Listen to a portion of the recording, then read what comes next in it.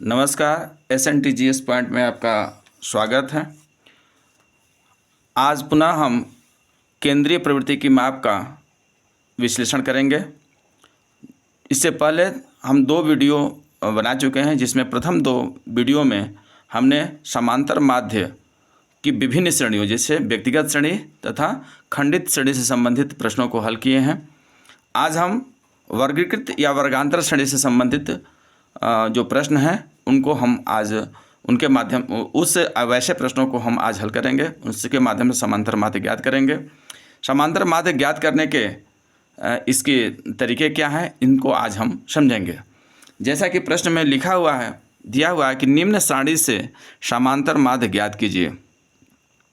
तो सबसे पहले प्राप्तांक दिया है जो 0 से 10, 10 से 20, 20 से 30, 30 से 40 और 40 से 50 है। दूसरा दिया है छात्रों की संख्या, 0 से 10 पाने वालों की 10, 10 से 20 पाने वालों की संख्या 12, 20 से 30 पाने वालों की संख्या 20 और 30 से 40 पाने वालों की संख्या 18 तथा 40 से 50 पाने वालों की संख्या 10 है। इस प्रकार से कुल जो बच्चों की संख्या है इतनी है। अब इसे हम 2 विधियों से हल कर सकते हैं, एक प्रत्यक्ष विधि और दूसरा लघु रीति या लघु विधि या कल्पित माध्य विधि भी कहते हैं उसको।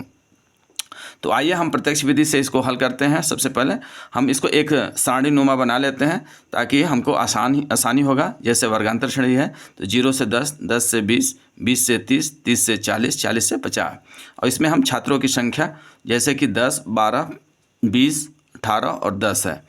इस प्रकार से आप छात्रों की जो संख्या होती है वह एक प्रकार से आवृत्ति हो जिसको हम स्मॉल f से दिखाते हैं। और इसका फिर दूसरा जो होता है मध्य मूल्य निकालते हैं। इसका हम क्या निकालते हैं? मध्य मूल्य। मध्य मूल्य निकालने के लिए हमें एक फार्मूला का प्रयोग करना पड़ता है। जैसे L1, इसको सभी जो नीचे वाले जो सारणी होते हैं उसको हम कहते हैं L1 और ऊपर वाले को कहते हैं L2। तो L1 प्लस L2 अपन 2 निकाला जाता है। तो 0 में 10 जोड़ा और 2 का भाग दिया तो 5 हो गया। इसी तरह से 10 में 20 का भाग जोड़ा तो 30 हो गया। 30 में हमने 2 का भाग दिया तो 15 हो गया। इसी प्रकार 20 से 30 में हमने भाग दिया, 20 में 30 जोड़ दिया तो 25 हो गया। फिर इसी तरह से 30 से 40 जोड़ा तो कितना हो गया? 70 और 70 में 2 का भाग दिया तो हो जाएगा 35। इसी प्रकार से 40 से 50 में हो गया 90 और 90 में 2 का भाग देंगे तो कितना हो जाएगा? 45 हो गया। ये हो गया मध्य मूल्य। चूँकि प्रत्यक्ष रीति का प्रयोग करते हैं तो इसके लिए प्रत्यक्ष विधि में समांतर माध्य का जो सूत्र होता है x bar equal to sigma FM upon sigma F होता है। अब सिग्मा F का मतलब इसको हम जोड़ेंगे तो 8 2 10 को 0 हासिल 1 1 1 2 3 2 5 6 और 7। तो सिग्मा F का मान 7 हो जाएगा। अब हमको निकालना पड़ेगा F और M। ये FM का मतलब ये वाला M हो गया और ये F हो गया। तो FM निकालने के लिए हमको मल्टीप्लाई करना पड़ेगा। जैसे 10 में 5 का मल्टीप्लाई करेंगे, गुणा करेंगे तो 10 5 50 हो गया।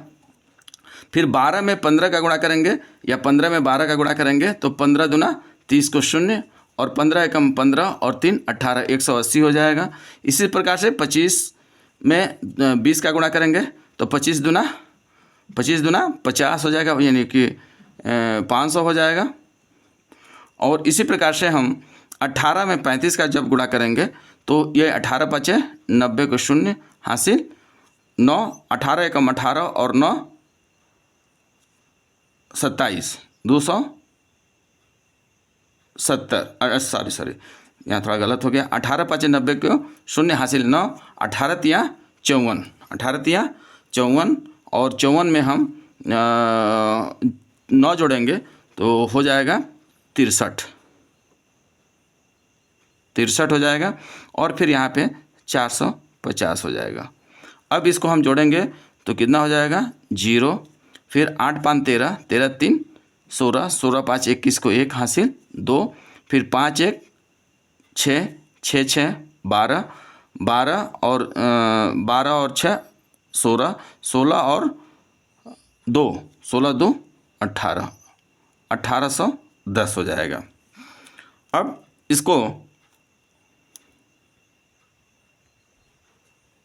तो इस प्रकार से ये 1810 हो जाएगा और इसका छात्रों की जो संख्या है आवृत्ति है वह 70 हो जाएगा। अब इस सूत्र पर इसको लिखेंगे तो कितना हो जाएगा 1810/70। 1 जीरो से 1 जीरो कट जाएगा और इसको भाग देंगे तो 7 दूना के 14 हो जाएगा। यहाँ क्या बच जाएगा 4 1 और 7 5 35 हो जाएगा। 6 जीरो 7 8 56, फिर 4 जीरो हो जाएगा 7 5 85। इसका मतलब x बार जो होगा वह 25.85 हो जाएगा। ये आंसर हो जाएगा, यानी कि यह जो है 20 और 30 के बीच में पड़ेगा और यह इसका प्रत्यक्ष विधि से आंसर आया। अगले नेक्स्ट वीडियो में हम इसको अप्रत्यक्ष विधि या लघु विधि या कल्पित माध्य विधि से अभी हल करके हम आपको समझाते हैं। धन्यवाद।